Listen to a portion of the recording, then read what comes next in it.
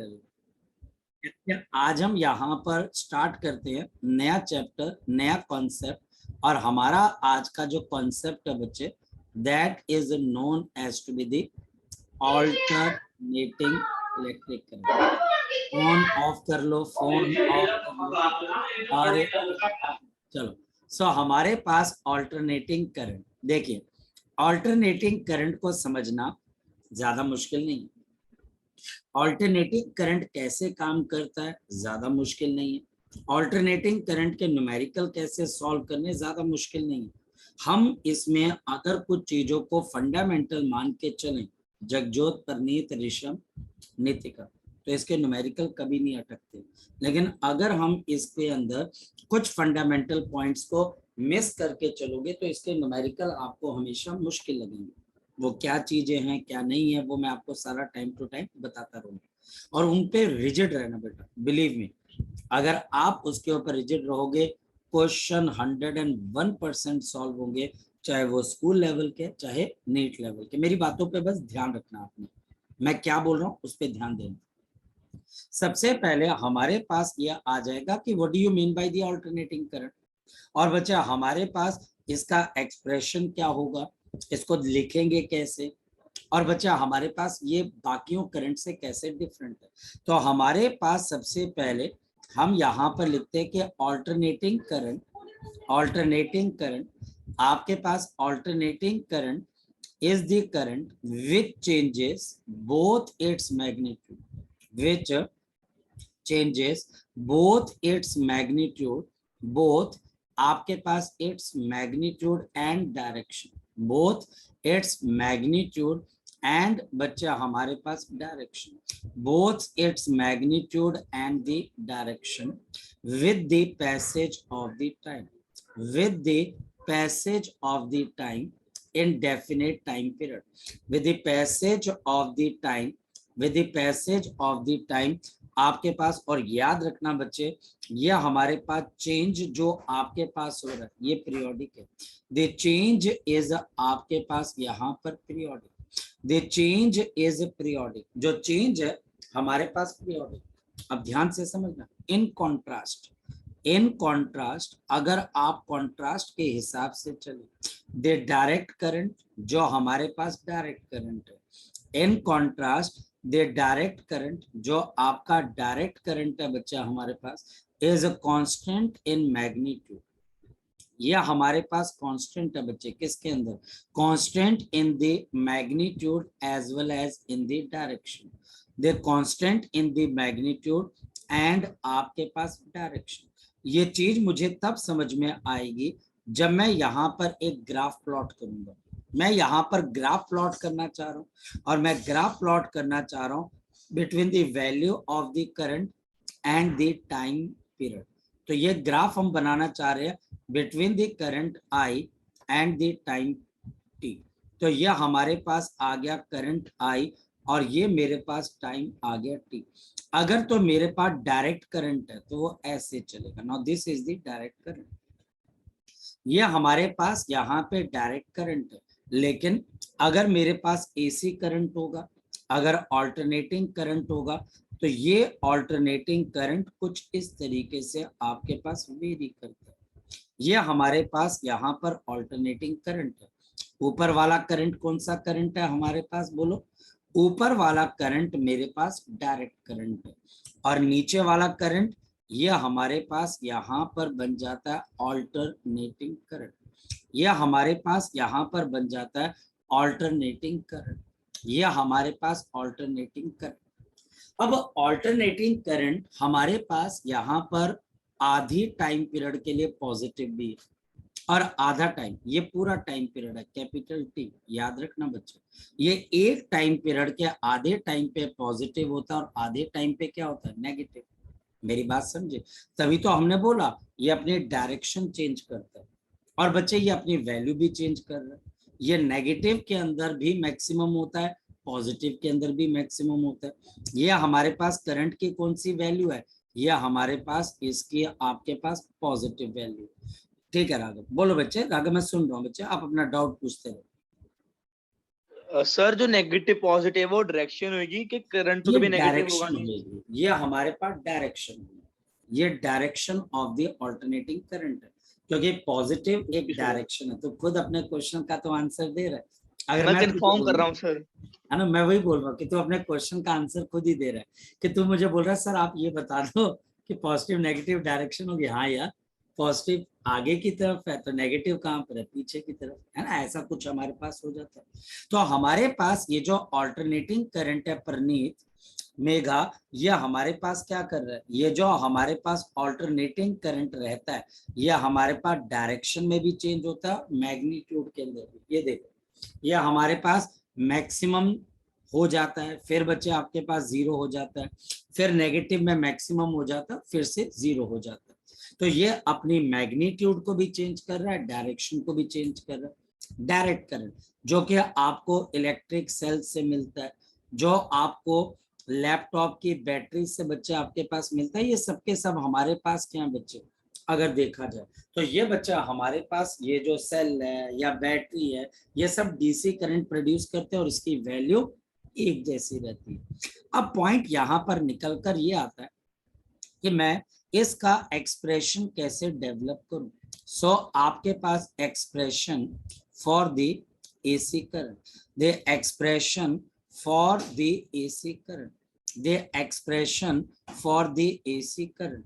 अब AC current के लिए अगर मैं इसका एक्सप्रेशन बताने जाऊं तो ये एक्सप्रेशन हमारे पास ज्यादा मुश्किल नहीं है।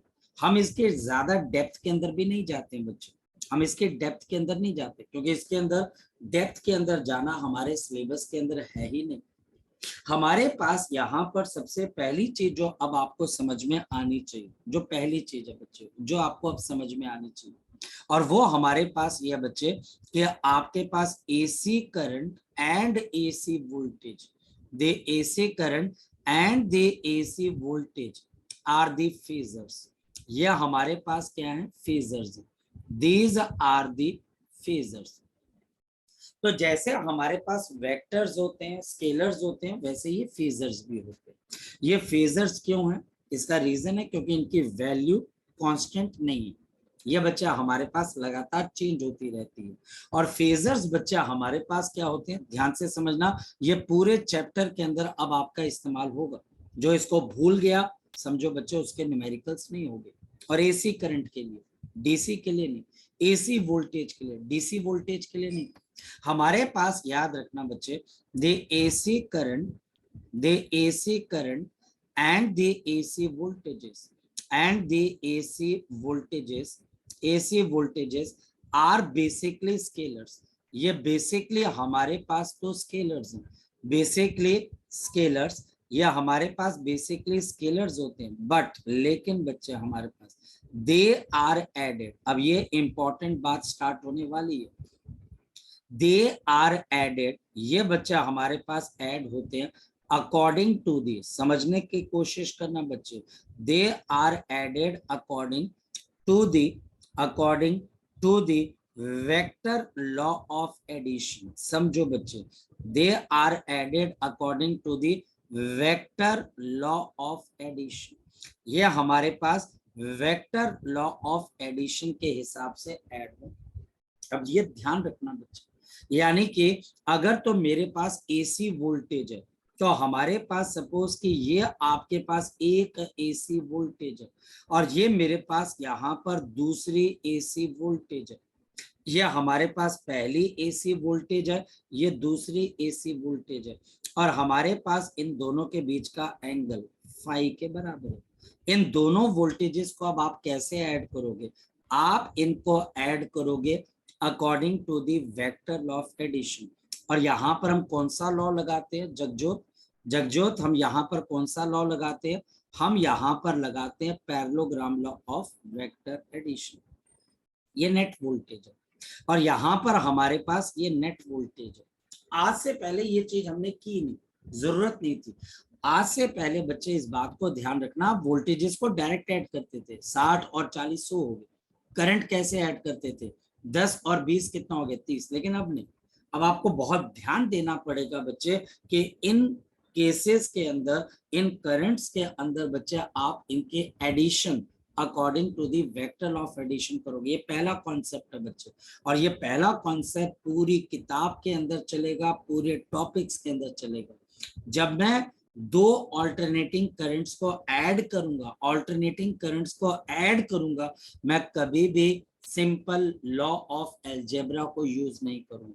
मैं सिंपल लॉ ऑफ अलजेब्रा को यूज नहीं करूंगा, मैं यूज करूंगा यहां पर वेक्टर लॉ ऑफ एडिशन को, मैं यूज करूंगा यहां पर वेक्टर लॉ ऑफ एडिशन को। इस बात को ध्यान से समझ।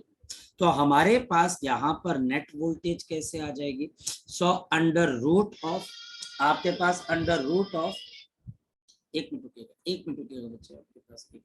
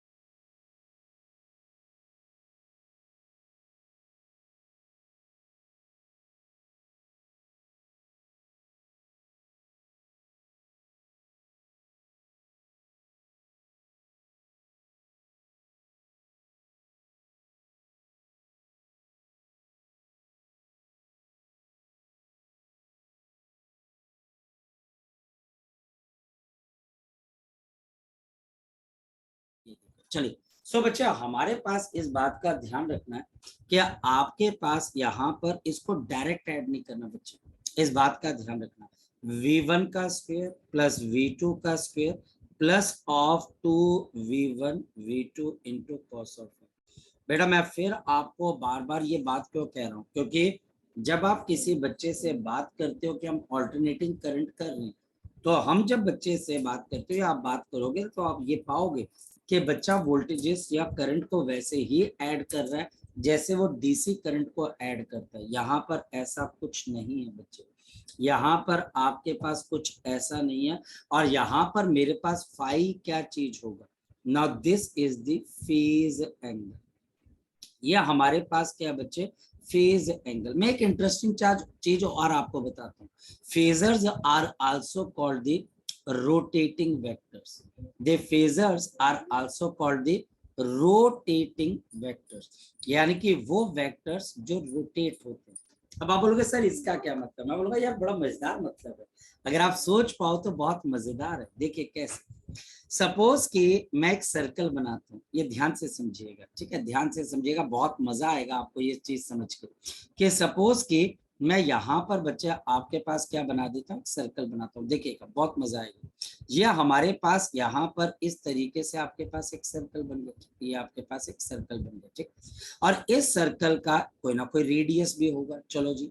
तो सपोज कि मेरे पास इसका जो रेडियस है वो आपके पास वोल्टेज आ गई V0, ये आपके पास आ गई, ठीक। दो चीजें होंगी हमारे पास यहाँ पर, अगर देखा जाए तो ये आपके पास क्या आ जाएगा बच्चे? ये हमारे पास वाई एक्सिस और ये बच्चा हमारे पास एक्स एक्सिस। अच्छा एक बात बताओ, एक बात बताओ, हमारे पास यहाँ पर एक चीज बताओ बच्चे, हमारे पास अगर मान लिया जाए क्या हमारे पास यहाँ पर ये वोल्टेज थोड़ी सी आगे की तरफ हो जाती है। देखो अगर मान लिया जाए ये वोल्टेज, बड़ा ध्यान से समझना, ये वोल्टेज अगर आपके पास आगे, क्योंकि ये रोटेट हो रही है तो ये वोल्टेज आगे भी ये रोटेट हो रही है, और जैसे बच्चा हमारे पास ये रोटेट हो रही है और ये एंगल मेरे पास है थीटा, समझना। अगर मैं यहाँ से एक परपेंडिकुलर को ड्रॉ कर देता हूँ और ये परपेंडिकुलर यहाँ पे ड्रॉप कर देता हूँ, कोई बच्चा मुझे बताए यहाँ पर इस वोल्टेज की एक्स की प्रोजेक्शन किसके बराबर होगी? आपके पास इस वोल्टेज की एक्स की प्रोजेक्शन किसके बराबर होगी? V naught. बताओ, तो मैं इसमें से बोलूंगा तो आपका जवाब क्या होगा? आप बोलोगे sir V naught cos theta. अब आपको एसएचएम की याद आएगी बच्चों, जिस एसएचएम किया था ना उसकी याद आएगी अब आपको। और अगर मैं यहाँ पर y की प्रोजेक्शन करता हूं तो बताओ क्या आ जाएगा? बोलो शाबाश। अगर मैं y की तो v not into sine theta. तो मेरे पास यहाँ पर इसकी प्रोजेक्शन होगी। अब एक बात बताओ बच्चों, जैसे जैसे ये रेडियस वेक्टर आगे गोल घूमना स्टार्ट करेगा, ध्यान से समझना, जैसे जैसे ये रेडियस वेक्टर आपका आगे गोल घूमना स्टार्ट करेगा, फोकस करना, जैसे जैसे आपका ये रेडियस वेक्टर आगे गोल घूमना स्टार्ट करेगा ओमेगा, ओमेगा, क्योंकि बच्चे जब आप सर्कल में चलते तो ओमेगा से रोटेट होते हो, तो आपके पास कॉस की वैल्यू कम होने लग जाएगी और साइन की वैल्यू बढ़ने लग जाएगी। है ना?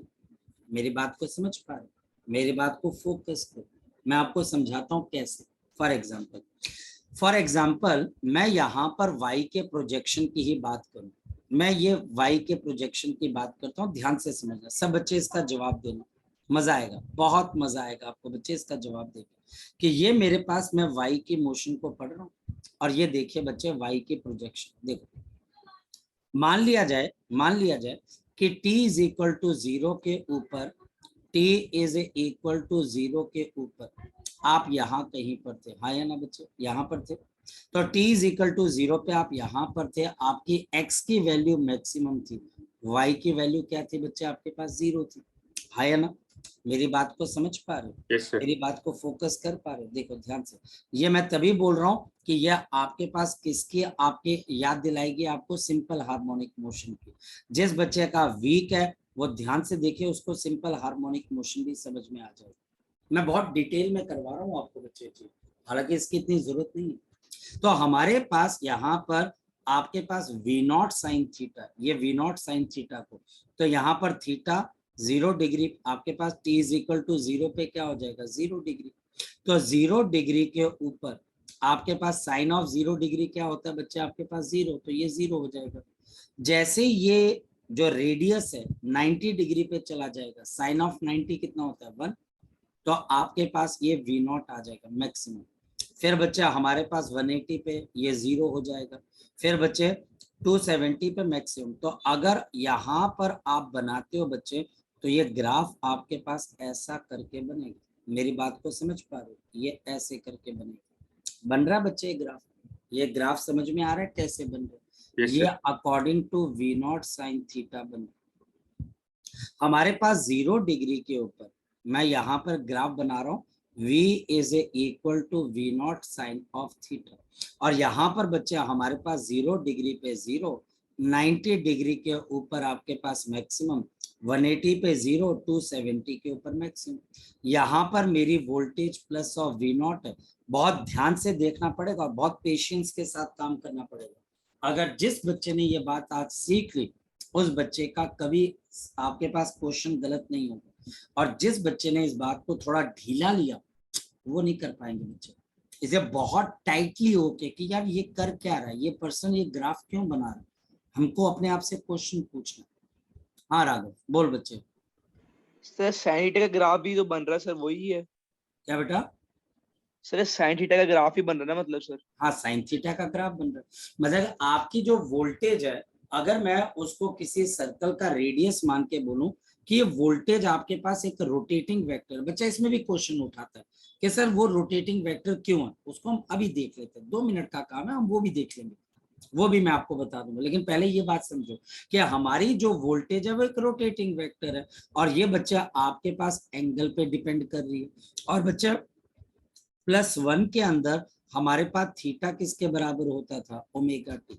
ओमेगा एंगुलर स्पीड है, तो हमारे पास हमारी जो वोल्टेज है this is V naught, sine of आपके पास क्या आ जाता है, omega T. V is equal to V naught sine of omega T, जहां पर ओमेगा आपके पास इस वेक्टर के रोटेशन की स्पीड है बच्चे, जहां पर ओमेगा मेरे पास किसके बराबर है, 2 पाई इंटू एफ। और बच्चे हमारे पास ध्यान में रखना कि फ्रीक्वेंसी इन द इंडिया ये आपके पास किसके बराबर है, 50 सर हर्ट्ज 40। के बराबर, 50 बच्चे। और इन द यूएसए, ये यूएसए के अंदर बच्चा हमारे पास कितने हर्ट्ज के बराबर, 60 हर्ट्ज के बराबर। और ऐसा क्यों बच्चे, ये गोल घूमने की स्पीड पे डिपेंड करता है। पर बच्चा बोलता है सर ऐसा क्यों कर रहे हो, ऐसी क्या वजह होगी है कि ऑल्टरनेटिंग वोल्टेज बनाने की जरूरत पड़ी। और रीजन बहुत सिंपल सा था, ये एक ऐसी वोल्टेज है जो वोल्टेज अपनी डायरेक्शन को चेंज करती है, पॉजिटिव नेगेटिव करती है, और ये डिपेंड करती है बच्चे हमारे पास हम किस टाइम पर इस वोल्टेज को देख पा रहे हैं। तो फोकस करना बच्चे, फोकस करना। इस कहानी के पीछे की जो जड़ है बच्चे, वो हमारे पास है हमारा जनरेटर। इस कहानी के पीछे बच्चा हमारे पास छुपा हुआ है हमारा जनरेटर। हमारे पास जो हमारा जनरेटर है उसमें बिजली कैसे बनती है, आपके पास आपने छोटी क्लासेस में सीखा होगा कि हमारे पास ये एक जनरेटर होता है। यहाँ पर आपने देखा होगा एक स्लिप रिंग होती है, हाँ या ना, कभी देखा बच्चा आपने, यहाँ पर भी बच्चा हमारे पास क्या होती है, स्लिप रिंग होती है, देखा होगा आपने। और इस स्लिप रिंग के आगे बच्चा हमारे पास कार्बन ब्रशिंग होती है, और इसको किसी रेजिस्टेंस के साथ जोड़ दिया जाता है। कभी देखा बच्चा आपने ऐसा कुछ 10th क्लास के अंदर, कभी 10th क्लास के अंदर देखा हो सर आपने, डिलीट हो गया था सर हमारा है सर, क्या क्या बच्चे, डिलीट हो गया था सीबीएसई से सर, हाँ तो हाँ पढ़ा हाँ, नहीं था। काम की चीज डिलीट कर दी। तो ये बच्चे हमारे पास कार्बन ब्रश रहते हैं, कोई नहीं हम डिटेल में इसको करेंगे, पहले मैं आपको समझाता हूँ कि होता क्या। अब ये जो मेरे पास कॉइल है ना बच्चे, ये बड़े कमाल की चीज है, ये कॉइल, ये कॉइल बच्चे इस डैम में भी है जहां से बिजली आती है। इस कॉइल को अगर आप अपने घर पे बनाना चाहो तो आपके घर में भी बिजली पैदा हो सकती है। अब ये कॉइल क्या कर सकती है, ये कॉइल हमारे पास इस एक्सिस पे रोटेट हो सकती है। ये देखिए, ये कॉइल हमारे पास इस एक्सिस के ऊपर क्या कर सकती है, रोटेट। रोटेट होगी तो किससे रोटेट होगी बच्चे, ओमेगा से। और इसके आगे और पीछे क्या लगा दिए जाते हैं बच्चे हमारे पास, बताओ जरा सोच के बताओ। तो तो हम, मैग्नेट। हाँ यहाँ पर हम लगा देते बच्चे मैग्नेट। तो हम यहाँ पर मान लो कि साउथ पोल लगाते हैं, ये हमारे पास साउथ पोल लग गया, और हमारे पास इसके सामने, और हमारे पास इसके सामने यहाँ पर कौन सा पोल लग गया बच्चे, आपके पास नॉर्थ पोल, है ना। तो जैसे बच्चे नॉर्थ और साउथ पोल के बीच में, नॉर्थ और साउथ पोल के बीच में, ये समझो ये नॉर्थ और साउथ पोल के बीच में ये जैसे गोल घूमेगा, इसके अंदर ईएमएफ इंड्यूस होगा। क्यों ईएमएफ इंड्यूस होगा, देखते हैं। क्योंकि हमारे पास इसमें से फ्लक्स कितना पास हो रहा था, तो अगर नंबर ऑफ टर्न्स है एन, मैग्नेटिक फील्ड है बी, एरिया ऑफ कॉइल ई है, तो हमारे पास कॉस ऑफ थीटा। ये कॉस ऑफ थीटा कैसे, मान लो कि ये मेरे पास एरिया नॉर्मल है, ठीक है जगजोत, तो ये हमारे पास क्या बच्चे, मैग्नेटिक फील्ड है। ओ मैंने थोड़ी सी मिस्टेक कर दी, मैं यहाँ पे सुधार लेता हूँ, मैं इसको ऐसे, इसको ऐसे, थोड़ा सा मैं चालाकी दिखा देता हूँ, ठीक है, कि यहाँ पर मैं नॉर्थ बना लेता हूँ, यहाँ पर साउथ, मेरा काम बच जाएगा बच्चे। तो यहाँ पर नॉर्थ और साउथ, और ये आगे आपके पास मैग्नेटिक फील्ड, और ये हमारे पास इनके बीच का एंगल आ गया थीटा। अब एक बात बताओ बच्चों, जब ये कॉइल रोटेट होगी तो ये एंगल चेंज होगा, बिल्कुल होगा। फ्लक्स चेंज होगा, बिल्कुल होगा। तो उससे क्या प्रोड्यूस होगी, ईएमएफ। वही ईएमएफ बच्चे ऑल्टरनेटिंग ईएमएफ, देखो कैसे। तो मैं इस थीटा को ओमेगा टी लिख सकता हूँ, क्योंकि ये थीटा आपके पास ओमेगा टी के बराबर हो सकता है। तो मेरे पास आ गया N B A cos of omega T. और बच्चे हमारे पास ईएमएफ इंड्यूस किसके बराबर होती है, minus D phi by D T. अब जल्दी बताओ बच्चे, इसको जब हम सॉल्व करेंगे तो हमारे पास क्या आ जाएगा, तो हम minus N B A cos की डिफ्रेंसिएशन कितनी आ जाएगी, माइनस साइन ओमेगा टी, और बच्चे मल्टीप्लाइड बाई ओमेगा। तो माइनस माइनस प्लस हो जाएगा और आपकी ईएमएफ कितनी आ जाएगी, N B A omega into sine of omega T. मेरी बात को आप समझे, यहां से साइन ओमेगा टी आ रहा है और इस चीज को आप क्या बोल रहे हो, मैक्सिमम वोल्टेज। ये आपके पास आ गई मैक्सिमम वोल्टेज जी। अब आपको पता लगा बच्चे कि हम ऑल्टरनेटिंग वोल्टेज को क्यों साइन थीटा से रिप्रेजेंट करते हैं, पता लगा बच्चे, क्योंकि हमारे पास एक तरीके से इसकी वोल्टेज आपके पास डिपेंड करती है कि उस वक्त कॉइल और मैग्नेटिक फील्ड के बीच का एंगल क्या था। और सिमिलरली हम इसको कोरिलेट कर सकते हैं एक सर्कल के मूविंग रेडियस के साथ की प्रोजेक्शन के साथ, कि जैसे जैसे रेडियस रोटेट होगा तो y का projection increase decrease negative positive होता रहेगा। तो दोनों के बीच में कनेक्शन है, तो हमारे पास यहाँ पर दोनों के बीच में कनेक्शन है। तो ये मेरे पास आज का सबसे पहला पॉइंट बना। और सबसे पहला पॉइंट क्या बना बच्चे हमारे पास, याद रखना बच्चे, याद रखना, ये मेरी बात बच्चे हमेशा याद रखना, दे ऑल्टरनेटिंग ईएमएफ। बच्चे याद रखना, दे ऑल्टरनेटिंग ईएमएफ, जो हमारे पास ऑल्टरनेटिंग ईएमएफ है, the alternating EMF of the coil is given by, जल्दी बोलो कैसे दी जाती है, तो हम लिखेंगे V is equal to V naught sine of omega T. ये बच्चे हमारे पास एसी वोल्टेज आ गया। हमारे पास यहाँ पर V नॉट क्या है, तो आप लिखोगे V not is the amplitude या maximum value of the voltage. तो ये हो गया एम्पलीट्यूड, या फिर हमारे पास ये चीज क्या होगी, the maximum value of the voltage, maximum value of the voltage. हमारे पास V क्या चीज आ गई, the instantaneous voltage. So this is the instantaneous voltage. ये हमारे पास यहाँ पर आ गई इंस्टेंटेनियस वोल्टेज, ठीक है स्वस्तिक, ये हमारे पास आ गई इंस्टेंटेनियस वोल्टेज। और टी बच्चा हमारे पास यहाँ पर क्या आ गया, this is the time of observation, time of the observation. Omega, omega angular frequency भी बोली जा सकती है। Omega can be equal to 2 pi F, they omega can be equal to 2 pi by capital T. बहुत सारी चीज जहां पर कैपिटल टी एक टाइम पीरियड है, वन साइकिल का टाइम पीरियड है, where capital T is the time period for one cycle. ये हमारे पास एक साइकिल का आपके पास क्या बच्चे टाइम पीरियड है। तो ये बच्चे हमारे पास एक साइकिल का आपके पास क्या आ गया, टाइम पीरियड आ गया। सो ये बच्चे हमारे पास एक साइकिल का आपके पास क्या आ गया, टाइम पीरियड। तो यह हमारे पास यहाँ पर वोल्टेज आ गई। अब ध्यान से समझना, कई लोग V नॉट को बच्चे आपके पास पीक वैल्यू भी बोल देते, ये बच्चा हमारे पास इसको पीक वैल्यू भी बोल देते। आप इसको बच्चे हमेशा याद रखना बच्चे। तो this is the maximum value, this is the maximum value. अच्छा, इस पे क्वेश्चन कैसा आएगा, ध्यान से समझना। तो हमारे पास देखिए क्वेश्चन कैसे आ गया, जिसमें टीचर बोलेगा find the time in which, find the time in which, find the time in which, जिसके अंदर बच्चे हमारे पास the instantaneous voltage, जो आपकी इंस्टेंटेनियस वोल्टेज है, the instantaneous voltage is आपके पास half of the maximum voltage, half of the peak voltage, half of the maximum amplitude. तो peak voltage का आपके पास यहाँ पर हाफ हो जाएगा। कैसे क्वेश्चन करना, so V is equal to V naught sine of omega T, और हमारे पास V naught by 2 V naught sine of omega T.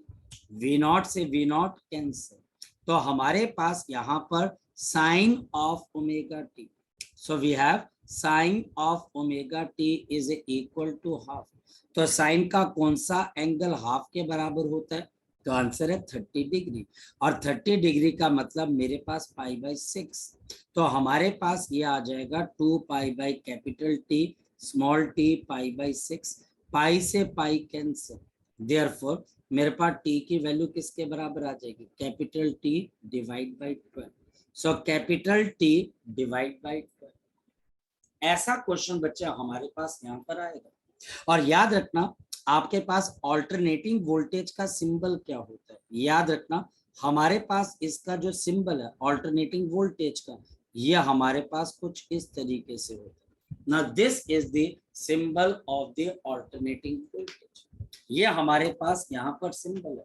और ये किस चीज का सिंबल है, ऑल्टरनेटिंग वोल्टेज का हमारे पास सिंबल है। सो इसके नीचे आप कंपल्सरी तौर के ऊपर लिख सकते हो V is equal to V naught sine of omega t, आप लिख सकते हो कि V is equal to V naught. Sir क्या इसमें आप कॉस यूज कर सकते हो, यूज कर सकते हो, कोई दिक्कत नहीं। बस एक प्रॉब्लम कि यहाँ पर जब मैं t को 0 करता हूं तो वोल्टेज 0 होती है, जो लॉजिकल सेंस देती है। लेकिन अगर आप कॉस लेते हो तो t को अगर 0 करते हो तो वोल्टेज नॉन जीरो आती है। तो ये बच्चों को सेंसलेस लगती है, कह रहे यार जब आप टाइम 0 है तो वोल्टेज 0 है ना। हाँ यार ये ज्यादा लॉजिकल है। और टाइम 0 है तो वोल्टेज मैक्सिमम कहाँ से आई, कैसे आ गई। अब बच्चे के इन क्वेश्चंस का जवाब देना थोड़ा मुश्किल होता है, इस वजह से आप यहाँ पर कॉस को भी यूज कर लोगे, कोई दिक्कत नहीं है। लेकिन प्रॉब्लम सिर्फ और सिर्फ बच्चे ह्यूमन माइंड की है कि हमारा जो ह्यूमन माइंड है वो इसको एक्सेप्ट करने से थोड़ा सा मना करता है, थोड़ा रजिस्ट करता है कि यार कॉस है, कॉस 0 डिग्री 1 होता है। ये चीज को समझना इस सेंस के अंदर, वोल्टेज के सेंस में बहुत अजीब होता है। तो ये चीज आ गई। नेक्स्ट, इसका मतलब क्या हो गया, इसका मतलब देयरफॉर अगर मैं आपको यहाँ पर बोलूं expression for the alternating current, तो आप क्या दोगे, तो expression for the alternating current on the same line.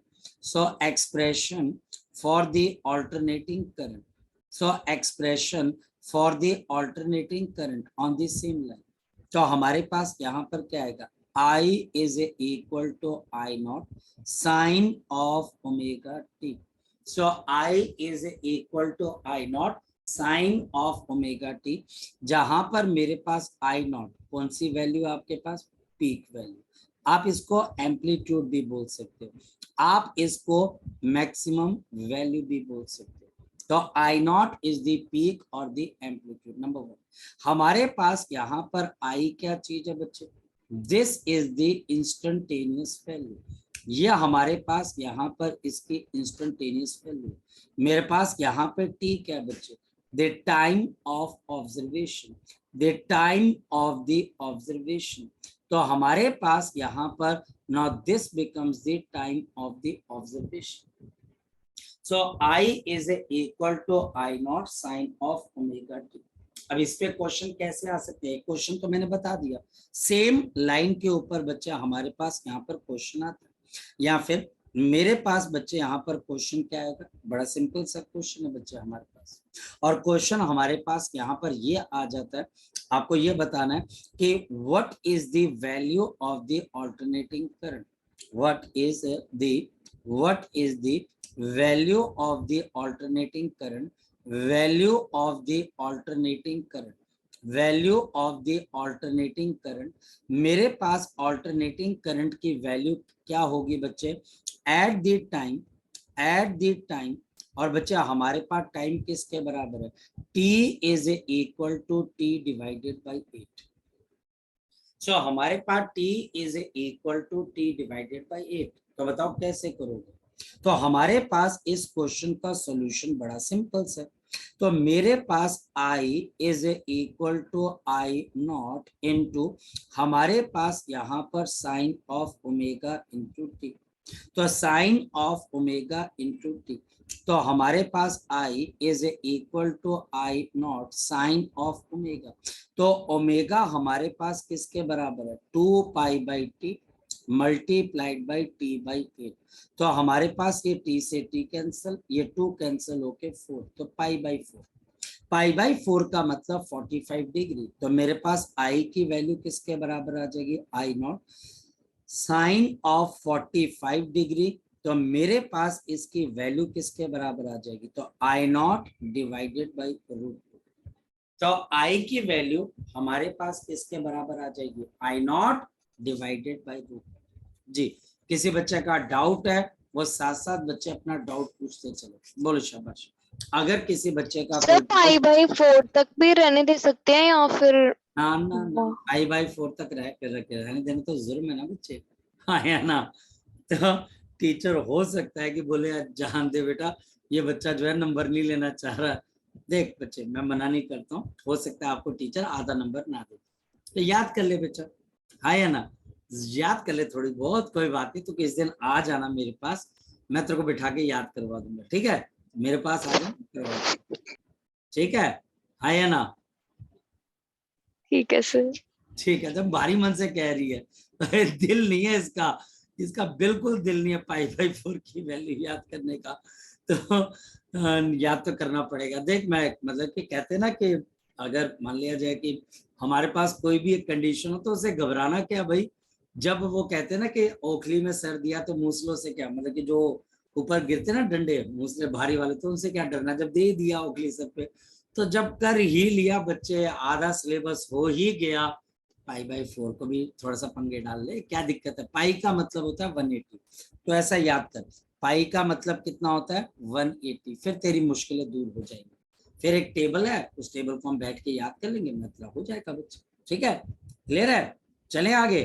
तो यस अब ये सर। बच्चा हमारे पास ऑल्टरनेटिंग करंट आ गया। लेकिन बच्चा ऑल्टरनेटिंग करंट के अंदर सबसे पहले दो चीजें हमको समझ में आनी चाहिए, एक एवरेज वैल्यू और दूसरी आरएमएस वैल्यू। और बच्चा हमारे पास ये भी सीखना कि मैंने इनको फेजर क्यों बोला, मैंने इनको फेजर क्यों बोला, क्या वजह थी कि मैंने इनको फेजर बोला या रोटेटिंग वेक्टर बोला, इसके पीछे का रीजन जानते हैं।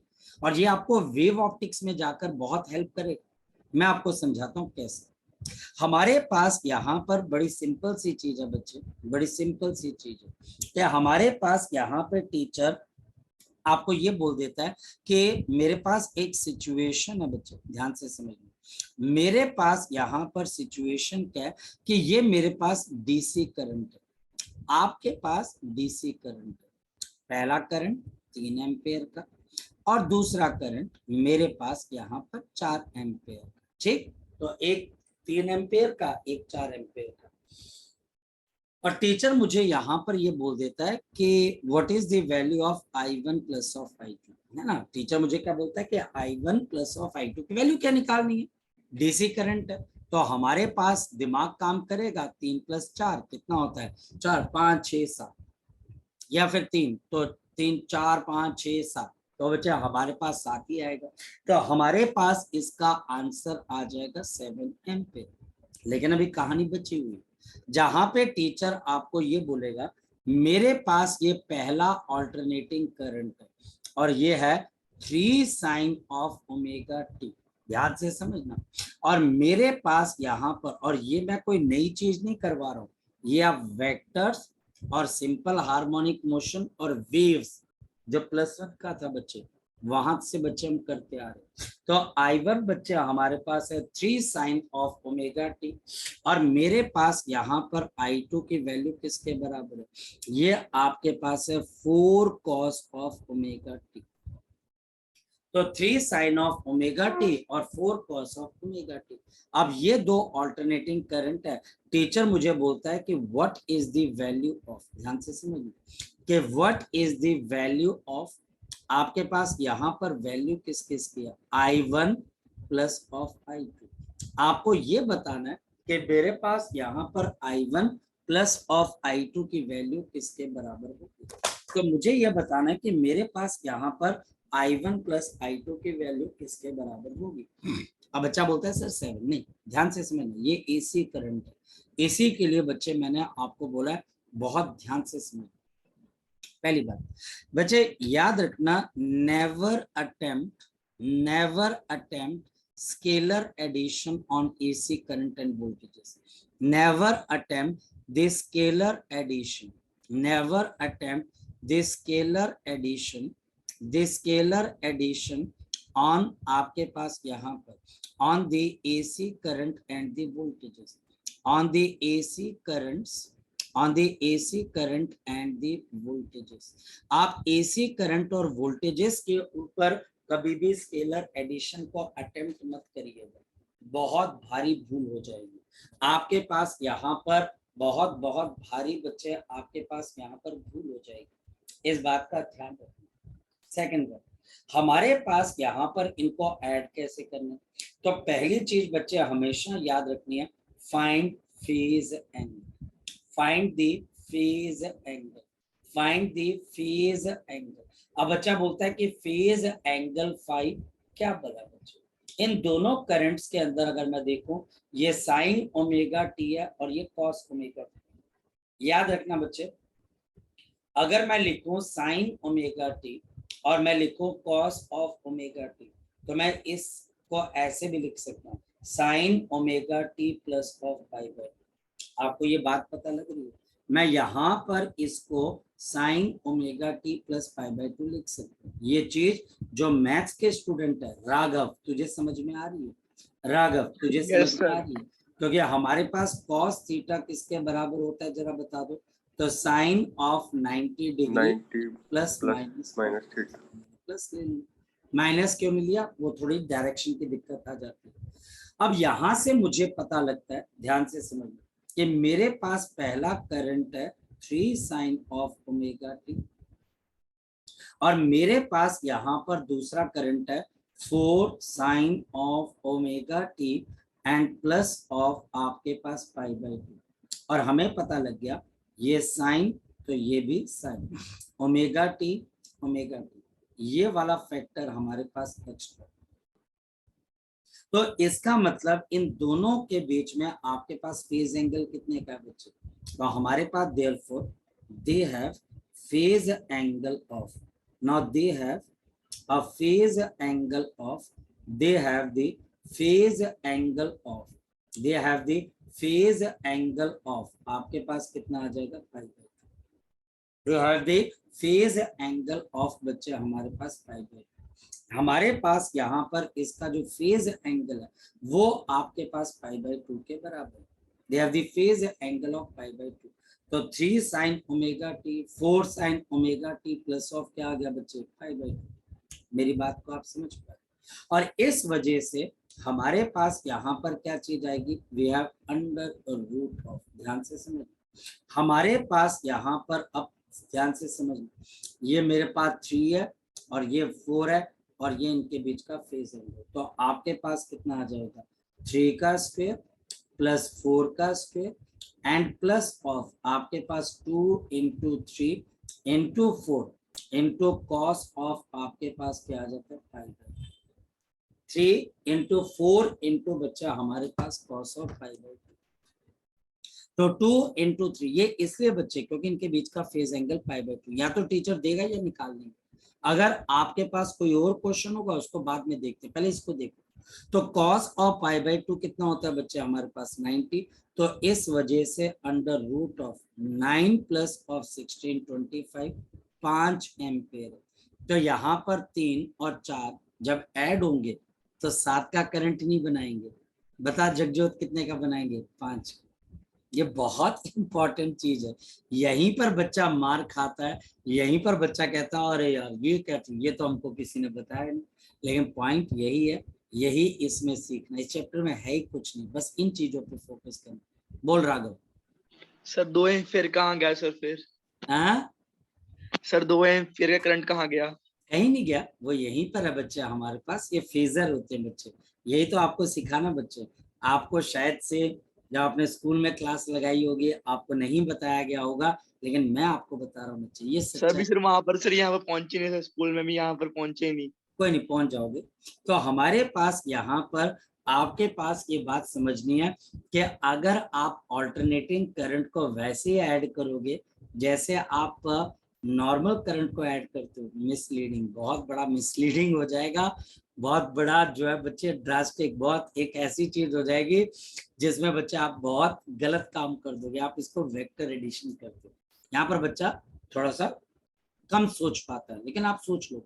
अब जैसे हमारे पास यहाँ पर अगर देखा जाए तो मेरे पास यहाँ पर अगर कोई टीचर बोलता है कि मेरे पास जी पहला करंट है कितना, तो पहला करंट है 5 और बच्चे हमारे पास साइन ऑफ ओमेगा टी, ध्यान से समझना, साइन ऑफ ओमेगा टी, और मेरे पास है I2 ये 5 है sine of omega t plus of 120 degree.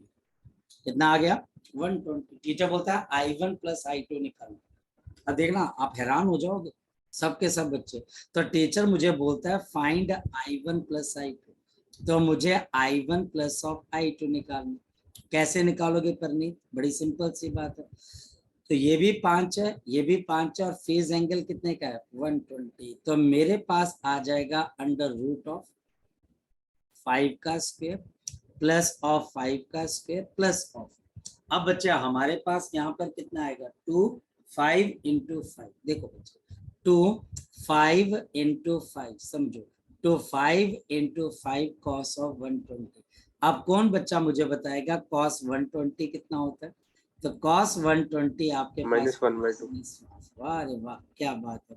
तो under root of 25 plus of 25 और plus of 50 into minus of, तो ये कैंसिल होके 25 माइनस 25, तो आपके पास अंडर रूट ऑफ 25 बचेगा 5। क्या समझे बच्चे?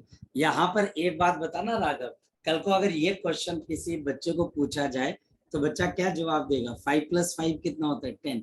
देखिए यहाँ पर 5 + 5 10 हो रहा है? नहीं, 5 + 5 क्या हो रहा है बच्चे? जल्दी बताओ मेरे पास, 5 + 5 क्या हो रहा है बच्चे? 5। तो ये 5 ही आ रहा है, क्योंकि इन दोनों के करंट्स के बीच का जो फेज एंगल है वो हमारे पास क्या है बच्चे? 120 डिग्री। जी राघव बोलो बच्चे। Sir I1 5 sin omega t होता था, दूसरे में भी सर वही होता, मतलब एंगल सर 0 है सर 0 दोनों डिग्री में। होता, फिर आप डायरेक्ट ऐड कर सकते थे, फिर कोई इश्यू वाली बात नहीं, तब दोनों का ठीक है फेज 0 है ना। लेकिन अभी फेज डिफरेंस है तो ये डायरेक्टली ऐसे ऐड नहीं होते, ठीक है। तो ये बच्चा हमारे पास है यहाँ पर ऑल्टरनेटिंग करंट का सबसे पहला नियम, और ऑल्टरनेटिंग वोल्टेज का पहला नियम, कभी भी ऑल्टरनेटिंग वोल्टेज को या ऑल्टरनेटिंग करंट को डायरेक्ट ऐड मत करना। मेरी बात को फॉलो करोगे तो आपके क्वेश्चन कभी गलत नहीं होंगे, और नहीं तो आपके क्वेश्चन गलत होते रहेंगे। तो नेक्स्ट बच्चा हमारे पास यहाँ पर क्या चीज आ जाती है? We talk about the average value of the alternating current, the average value of the alternating current। तो average value of the alternating current, हमारे पास average value of alternating current मैं आपको दो अप्रोचेस से करवाऊंगा। अप्रोच नंबर 1, हमारे पास approach number 1 approach बच्चे, not for your school examination, not for your school examination, not for your school examination. पहले यहाँ पर हमारे पास हमारा electric current will be the function of the time t, और अगर मुझे average value of the current निकालनी तो हम बच्चे यहाँ पर 0 से लेके इसको t के बीच में और I dt and divided bye, हम इसको 0 से लेके t और dt के बीच में क्या करेंगे बच्चे? इंटीग्रेट करेंगे। अब थोड़ी प्रॉब्लम आपको इंटीग्रेशन में फेस करनी पड़ेगी, तो इससे बच्चा हमारे पास आई एवरेज की वैल्यू निकल जाएगी। यहाँ पर आपको इंटीग्रेट करना है आई dt और dt। कैसे? फॉर एग्जांपल मैं बड़ा सिंपल सा क्वेश्चन लेता हूँ कि आपके पास करंट है कोई, और ये मैं कोई अपनी मर्जी से ले रहा हूँ, 2t का करंट है, और मुझे इसके एवरेज वैल्यू निकाल कर बतानी। Find the average value of this current, find the average value of this current. तो हमारे पास इस करंट के आपके पास एवरेज वैल्यू क्या होगी? तो 0 से लेके t and we have 2t dt, और नीचे बच्चा हमारे पास 0 से लेके t और ये आपके पास dt। अगर हम इसमें देखें तो मेरे पास यहाँ पे 2 बाहर आ जाएगा, t dt की इंटीग्रेशन t²/2 और 0 से लेके t, और नीचे मेरे पास dt की इंटीग्रेशन आपके पास t आ जाएगी। कई टीचर इसको डायरेक्ट t भी लिख लेते हैं, तो ये 2 से 2 कैंसिल, और हमारे पास यहाँ पर क्या आ जाएगा? So we can write down t² minus of 0 का square and divided by t, तो t से t कैंसिल, तो आई एवरेज की वैल्यू आपके पास किसके बराबर आ गई? तो this is equal to t। तो ये बच्चा हमारे पास यहाँ पर इसकी वैल्यू किसके बराबर आ जाएगी? ये बच्चा हमारे पास t के बराबर है, क्योंकि मेरे पास एक डेफिनेट टाइम पीरियड नहीं था, तो हमारे पास मतलब कि एक न्यूमेरिकल वैल्यू नहीं थी, तो हमारे पास ये t के बराबर है। तो इस वजह से हमें ये बात समझ में आती है कि कैसे हम average value of the alternating current निकाल सकते हैं। क्यों? इसकी जरूरत क्या है? इसकी जरूरत बच्चा हमारे पास इस वजह से है क्योंकि ऑल्टरनेटिंग करंट आपके पास वेरी करता है। सो देयरफॉर वी रिक्वायर, हम बच्चे यहाँ पर इसको द एवरेज वैल्यू एज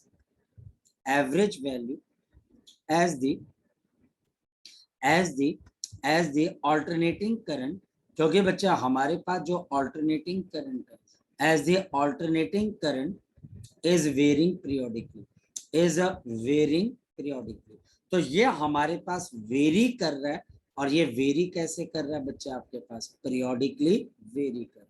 ठीक है, चलिए। सो आज के लिए बच्चे हम इतना करते हैं, इसको रिवाइज कर लीजिएगा क्योंकि कल हम आगे की तरफ को चलेंगे। अगेन इस चैप्टर का बेसिक कॉन्सेप्ट मैंने आपके साथ डिस्कस कर दिया। आगे एक दो और बेसिक कॉन्सेप्ट होंगे, अगर वो समझ में आ गए देन बच्चे ये चैप्टर आपके पास बड़ा बहुत बेहतरीन चैप्टर निकलेगा। लेकिन अगर आप ये समझना भूल गए कि आपके पास ये जो ऑल्टरनेटिंग करंट और वोल्टेज है, मैंने इनको वेक्टर्स की तरह ट्रीट करना है, ये मत भूलना बच्चे, आपने इनको वेक्टर्स की तरह ट्रीट करना है, आपके क्वेश्चन का आंसर आ जाए। ठीक, चलिए। सो इसको रिवाइज जरूर कर लेना, कोई डाउट आए बच्चे तो मुझसे जरूर डिस्कस कर लेना। Bye bye, take care.